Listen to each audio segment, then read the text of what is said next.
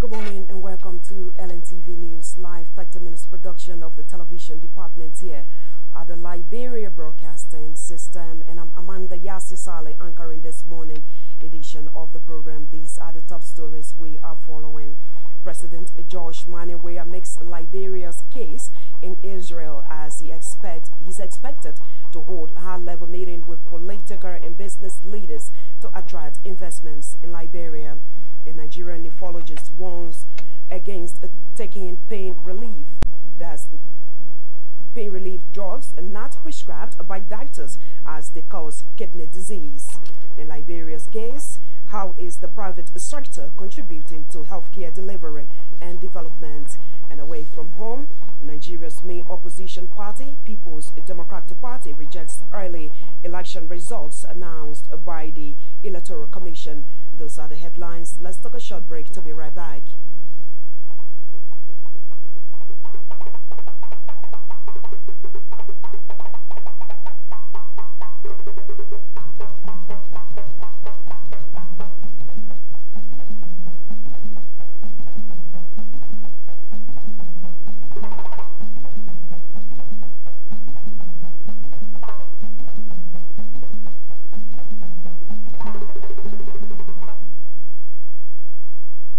Welcome back to the program.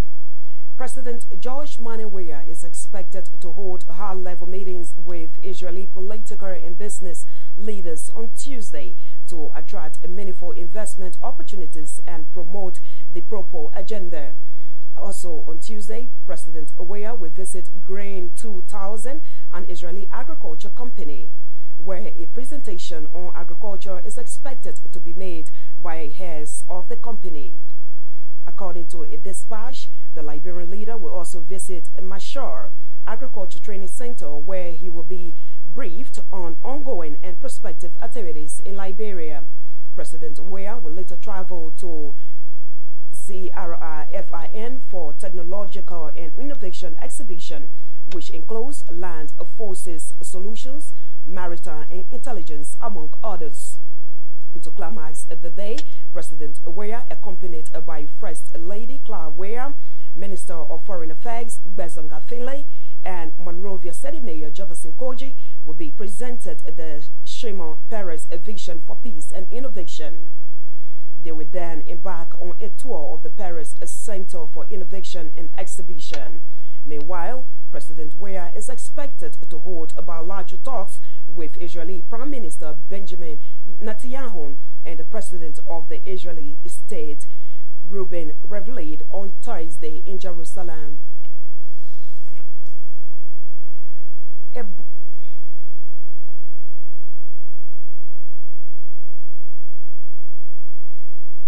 A book titled Safeguarding the Environment in Mining Development Projects has been launched in the country.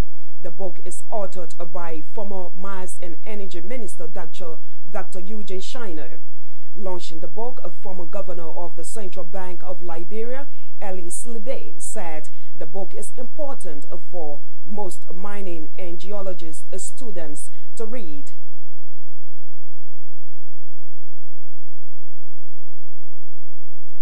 All right, let's see if we can take the next clip to that story. Also speaking, the Dean of the Science College of the University of Liberia, Dr. Peter Humphrey, said the book will contribute immensely to the newly constituted Environment Studies at the University of Liberia. Liberian journalists have been commended for their level of professional services to the country despite just came out, listen to the news. There is a disaster. very clean. You can see this book directly. The link with that. I can tell you something about that and mining. So the book, you will find it very interesting in that you will learn a lot about the environment. You will learn about things that you didn't know. Okay. And for us, at the Science College, this is very interesting because we have just launched studies in environmental studies, degrees in environmental studies. We have a degree in environmental science at bachelor level and degree at the master level. So this book will contribute a lot to our program. We will learn a lot. There's a lot we can see in the book. There's a lot we use in this book. So as others have said before me, I don't want to take a lot of time, but this is a book that should not have come. It should have come in yesterday, not today. But it's here today, so we are happy to have this book. I have to say, Dr. Shannon, thank you very much. Okay, we hope that we, other lecturer, other professor in the university, we will follow suit.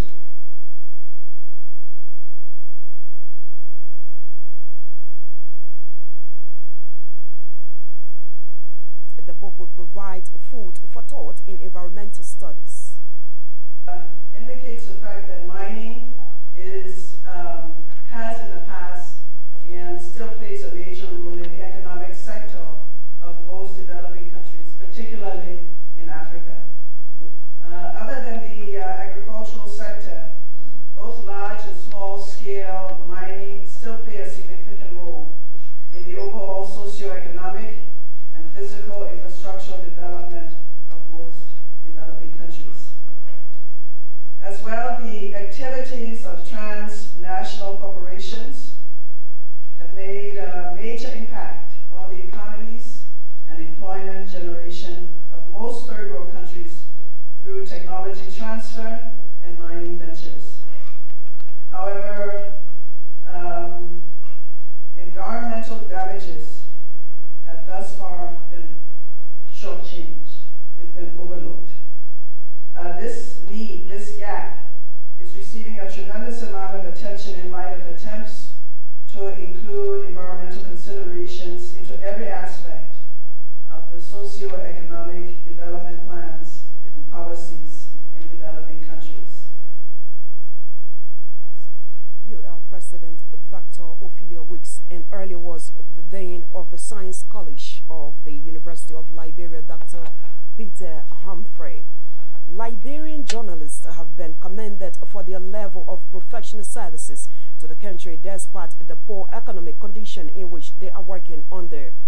According to the president of the Press Union of Liberia, Charles Coffey, branded the action of Liberian media as a clear testimony of nationalism and commitment to duty.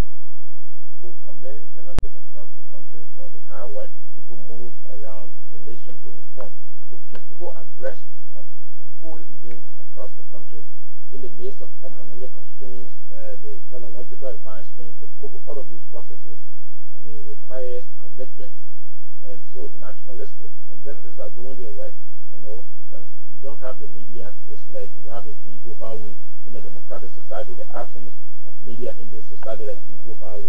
So we want to commend them to do their work. Also exercise high level professionalism as they are doing. Those who try to breach to return to status quo, meaning that we should all be in good footing professionally. The council is hoping many cases, any action taken by the council, those actions will be upheld.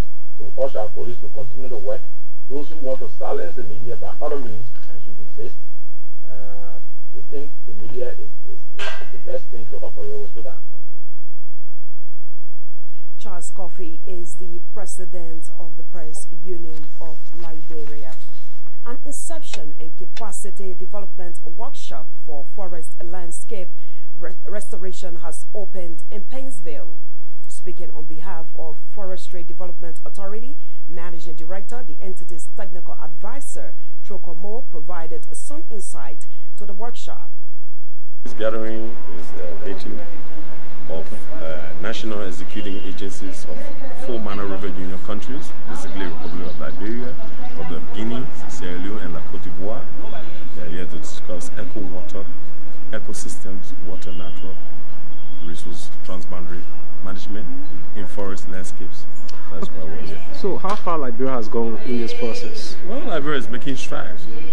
Right now, what is happening, we have the Liberian component of this Mana River Union project. We hired 4 consultants, and 1 consultant from the ROOM. ROOM is the Restoration Opportunity Assessment Methodology that will be employed for the 2 major components of this project, which is 1, integrated sustainable resource management for forests, and transboundary water management.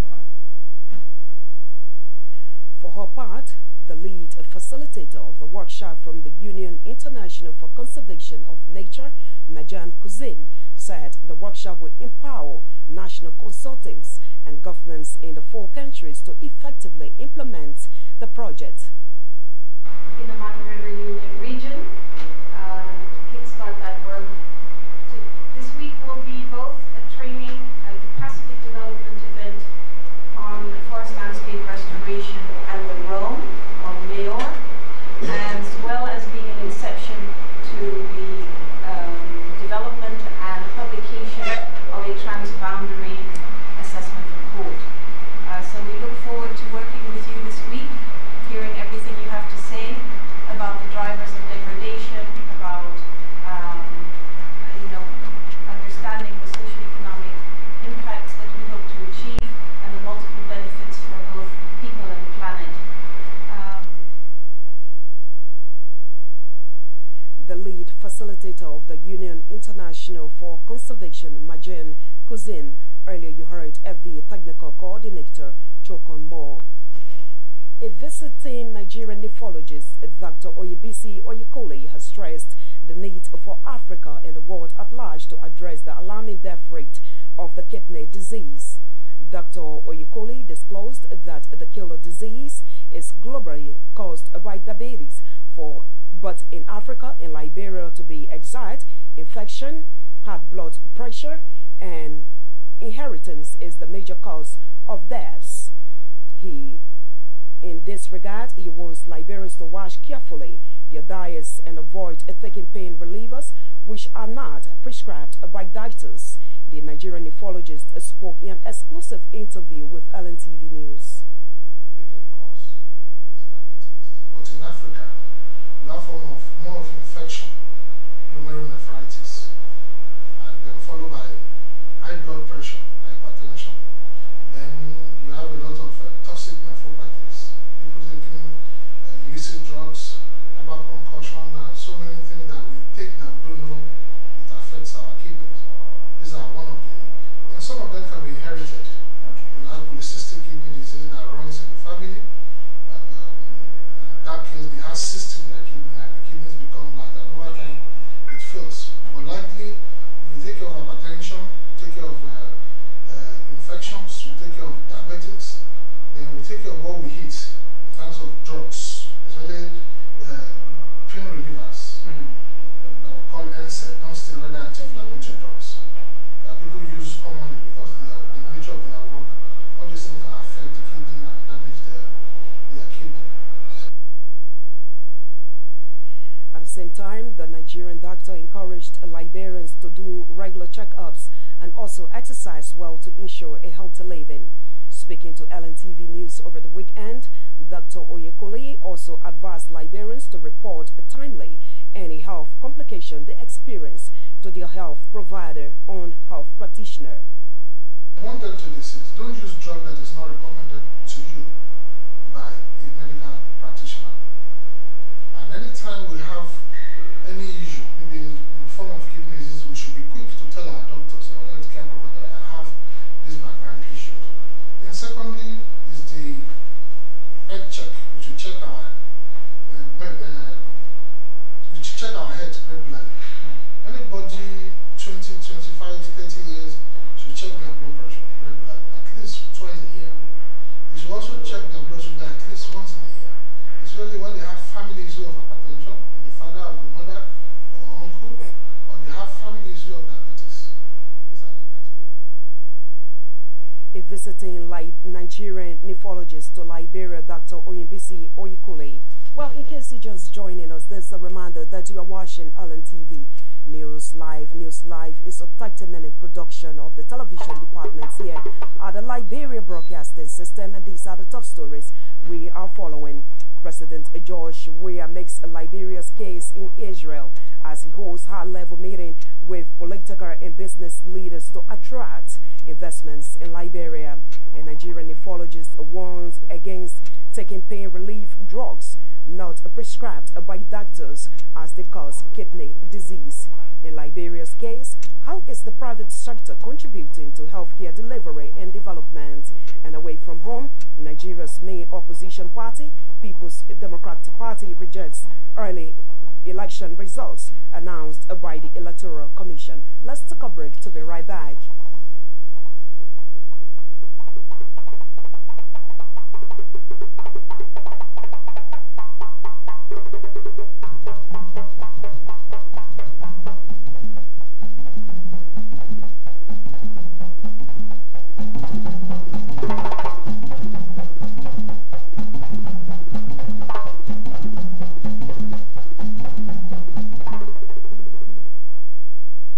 Welcome back to the program, and I'm Amanda Yasale anchoring.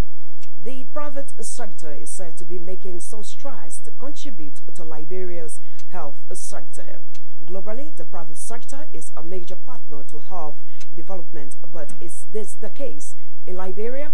LNTV has been doing an investigation on the private sector contribution to health care delivery in the country, and back in studio, Julius Compton reports. In the midst of Liberia's challenged health sector, there are some prospects and shining time ahead, especially with the involvement of the private sector. But how exactly is the private sector viewing Liberia's health system? Here is Kashri Gabanin. I can say we are trying to improve the better health sector. That's why we came, because from so many years we have been watching. A lot of people approach me, even Indians and all, that there was a need here. That's why we came. And from my side, I mean, government is trying their best, and from our private sector, we try our best. Mr. Kabani named in some of the services that they are rendering to contribute to Liberia's health system. Yeah, we deal a lot of cases. In fact, we have a laboratory to diagnose any disease, not only malaria or typhoid, but we have a diagnosis here. We can do hormones, male hormones, infertility, female hormones, and apart from that, liver functions, kidney functions. I mean, a lot of tests we can do here. As per law and regulation, health institutions should not advertise what they are having in their facility. However, due to our curiosity investigatively, we discovered a dialysis machine. Dr. Oyinbisi Oyikule, a Nigerian neurologist and consultant, explains its usage. Dialysis machine. This is what you use to replace temporarily the function of the kidney or patient who has kidney failure. It could be acute, it could be chronic. So what this machine does essentially is to provide power, motor to draw the blood from the patient. And this is artificial kidney. This is where the blood will come. This line will take blood from the patient into this artificial kidney through the pump here. Then the blood will go through this kidney. This kidney will now wash the blood of all the impurities, then to return back to the blood will return back to the patient. So it's run like that for about 4 hours for each patient. Dr. Oyikule, a visiting Nigerian doctor, disclosed his mission and intervention to the country's health sector. Came specifically to intervene on the issue of chronic kidney disease, which we all know is ravaging everywhere in the world. Like 1 out of 4 individuals has one form of chronic kidney disease or the other. And it's a deadly disease if nothing is done. And it's also costly to maintain in terms of hemodialysis or kidney transplant. And probably the first dialysis center around here. So since I came, we have been able to save the life of 1 or 2 people who came in with very bad conditions, and we have had to dialyze them under this facility. So we are still expecting more. International equipment and machine, among others, are challenges strangulating the health system of Liberia, but a lab technician say how important they are to the sector. We have typhoid, malaria. A lot of patients came for checking hepatitis, viral disease. Low medical staff, lack of essential drugs, adequate incentives, and modern equipment, among others, are challenges affecting Liberia's health sector, including other countries on the continent, as the provision of adequate health care for Africans is still a challenge on the continent. This is Julius Compton reporting. Thanks to Julius Compton for that report. The executive director of the Liberia Albino Society, Patricia Logan, has called on national government to see the need to support them to ensure that they extend their services to other parts of the country. LAS, for short, is said to be rendering free medical services to less fortunate people in some counties, but could not cover the entire country due to limited budgetary support. Madam Logan said once they are well supported, they will provide door-to-door healthcare delivery services in rural Liberia. She spoke when she appeared on the Super Morning Show on Monday. Let the people talk. Support us. Let us go door to door. Let us do Jehovah with this kind of a movement where we will go from door to door, bring the sick people out of those houses, and making sure that we can treat them. As I said, my own work of start is not to involve into politics. It's to make sure that to reach out to the poor. If this government wants to be successful, trust me, if they work with the institution, we will go into the mountains, the forests, to make sure that we reach out to the poor. We take that. Meanwhile, a medical supervisor rendering services to 2 of the Albino Society health facilities. The toll disclosed that many Liberians are dying from curable diseases due to the failure of them to seek a healthcare services appropriately. People are dying because of lack of money, because they can't afford, because of poverty, so they are dying. But if the government having to come, so with their help, we all can run our services to see how best our people's life can be safe, because that's our passion, is to save life, and we are willing to work along with Madam Patricia Logan to carry on the health setting within Liberia, that is to save people's life, to see how best we can do outreach for those pregnant women who are there, taking whom they are not coming for treatment. And I pray by the help of God will continue to do that outreach. Like the last time I worked within the community, I just asked a pregnant woman. She was sitting there and asked, why are you not going to the hospital? Where do you take treatment? And to my surprise, she told me that since I picked up there, I haven't gone to hospital. The doctor is a medical supervisor in Liberia, and earlier you heard Madam Patricia Logan, the executive director of the Liberia Albino Society. The Refugee Intellectual Response Unit for Peace and Development has expressed intentions to support the senatorial bid of Senator Matthew J. of Refugee County. In a press statement read by the group's head, Nyanfo D. Nyanfo, vowed to conduct a county assessment in a bid to help Senator J during his campaign. Prior to the 2020 special senatorial elections, at which time our people will be going to the poll to choose the candidate of their choice.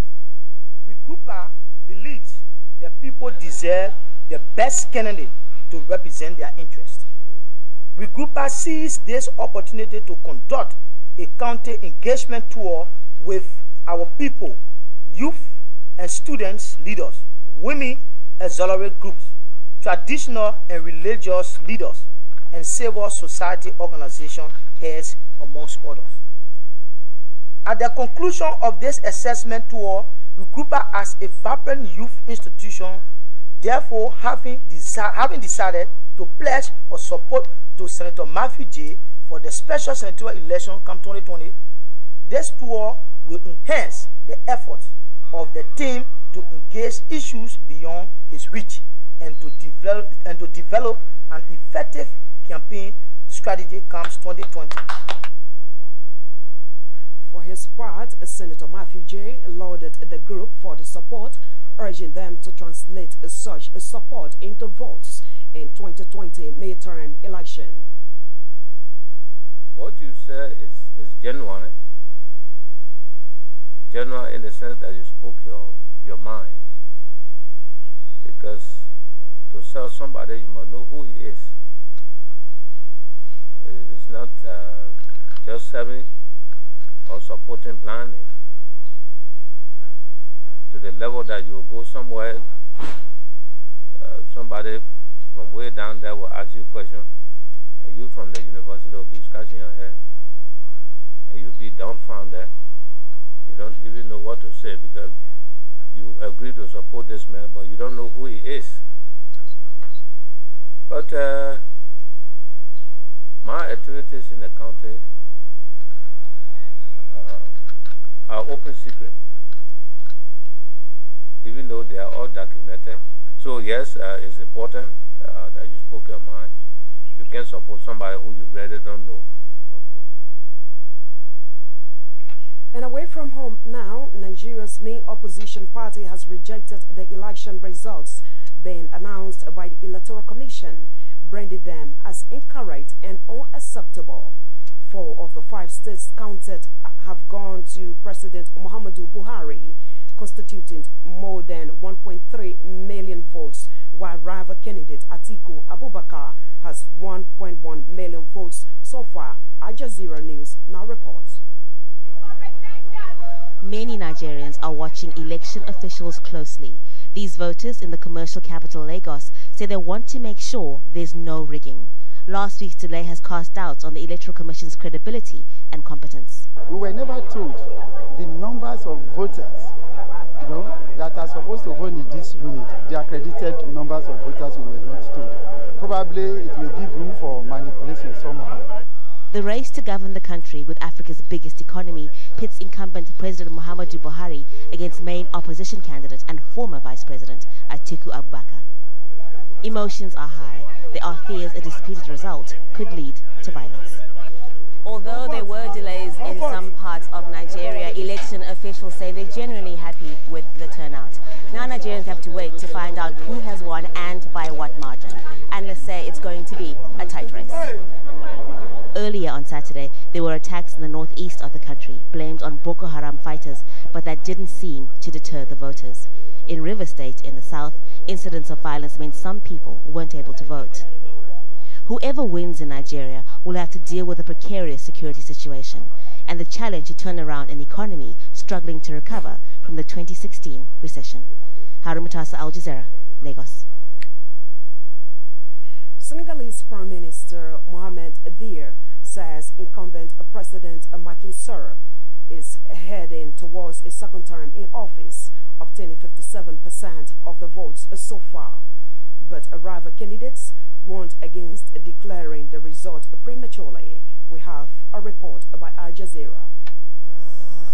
Counting the vote under the careful watch of party observers and a nation waiting for the name of its new president. Will it be incumbent President Sall, or Idrissa Seck, or the outsider Ousmane Sonko? We want to be as transparent as possible so that no one questions the results, so we will announce the names publicly in front of everyone's presence. Voters came early, some queuing for hours. Patiently waiting their turn is 76-year-old Hassan Njai. It's his 11th presidential election. Stability and change, a promise candidate Sall, running for a second mandate, says he can bring. But rival candidate Idrissa Seck says Sall's failed to deliver so far. Political newcomer Sonko goes further, saying the political system has failed the people. Senegal's population is rapidly changing. Most are born after 2000. These millennials want to see a new form of leadership. They're addressing issues that matter for Senegal. I think especially one of them, like Ousmane Sonko, he has been, like, his voice has really echoed around, like, with young people, because he's young himself. He's saying that it's time to change the system, and also, like, other candidates like Idrissa Seck and Issa Sall and Madi Kenyan have also addressed it in their own way, like different part of the programs. But I've seen lacking in this campaign issues around movement, around, like, environment especially. None of them really address it, for my opinion, in a serious way. Well, that's how I would like to leave you on this morning presentation of the program LNTV News Live. But just before we go, these are the top stories we've been following this morning.